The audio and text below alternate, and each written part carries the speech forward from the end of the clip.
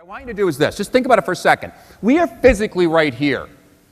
Just in the fact in the last 3 minutes, how many of us went, how about when a sales call's going bad? Oh, the company, they didn't get out the proposal soon enough. Son of a gun, their prices are too high, they're killing me. You're up here. You're all of a sudden, you turn frustration turns into anger, you're off the reservation. So realize and stress and try, and it's not easy to live in the present moment. Now, while you're doing that stuff and living in the present moment, you actually get a massive awareness.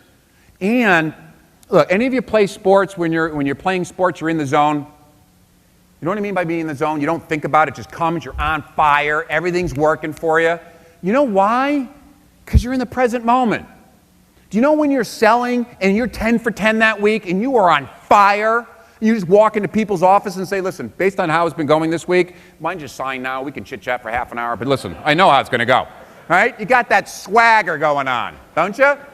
You're like the heat miser. So, you know, everything you touch is turning into money. It's just fantastic. And sometimes it's not. But the reality is that while we're doing all this stuff, if we live in the present moment, when we are on fire and selling people, we will take that tough customer. We will have that phone call that we didn't want to make for 3 or 4 days because we didn't want to do it. It felt too confrontational. It's going to be tough. I don't want to do it. But when you just sold 10 for 10, where's that tough call? I'll make it. Because you're invincible inside. So we do you realize that we act and we perform our best when we're in the I am state. When we're internally present to where we are, we absolutely perform our best. Yet by choice, we go off the reservation. And I forgot who said it, but multitasking is not multitasking. It's one of the best ways to lose focus. Stay focused on where you are. Now, with that being said, we look at change. And I find this to be the most simplistic way of understanding how to change yourself and other people. So when you look at this little seesaw called change, we have on one side the pain of change, which we all have to experience. It's going to be tough. You have to ask tough questions. You're going to have to ask money. You're going to have to close people. You're going to have to deal with their lies and everything else that they're going to tell you. It's painful to try new stuff. Isn't it easier just to walk in and say, hi, this is the product I'm selling. Let me tell you about the features and benefits, and you can tell me no later. But here's what we got. And you go through the process. And by the way, I can get a proposal to you. It'd be really quick and easy. Versus Sandler, when you actually go and have a live dialogue with somebody. There's pain in there. There's pain of change. So that's on one side. On the other side that you have is the pain of doing what you've been doing, or pleasure. What I mean by that is, on this side, you can try something new. You can set an upfront contract, for instance. Maybe when you did have an upfront contract the time before you did your proposal and you told them that's a yes, no, and they agreed to it, that took courage. It takes a lot of courage. On the other side is, the pain over here is, if you decide not to do that, what's going to happen over here? I think it's a double negative. You're going to get back in your car, and not only did you not do what you were supposed to, not only did you get the results that you didn't want to get, but you know it was a choice that you didn't do. So not only did you get the bad outcome, you feel horrific about yourself. It's a double negative. So what we really want to know is your tipping point. Your tipping point is that little part of your head that gives you 30 seconds of courage to go, gives you a push. Gives you a push. So you're walking 6,000 miles. Any of you in here a marathoner? Any of you run marathons? Just 1, 2 of you? Who else is nuts? 3 of you? 5? 6? My wife does that. I don't get the whole thing.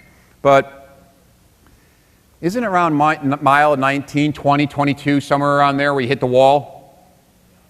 Right? And your body is on fire. Your knees are killing you, your ankle, you're not allowed to leave. Where you go? Oh, you're the photographer. So, you're right. All right, it may suck, but don't leave on me, right? So, you're killing yourself. You're on fire. Your heart's painful. And you see people on the side of the road. They quit. And misery loves company. So what are they doing as you're running by? They're not going, go get him, kid. What they're saying is, come sit. I won't judge you. Come. But we have a tipping point. The tipping point is a little thing in your head that says, you're a warrior.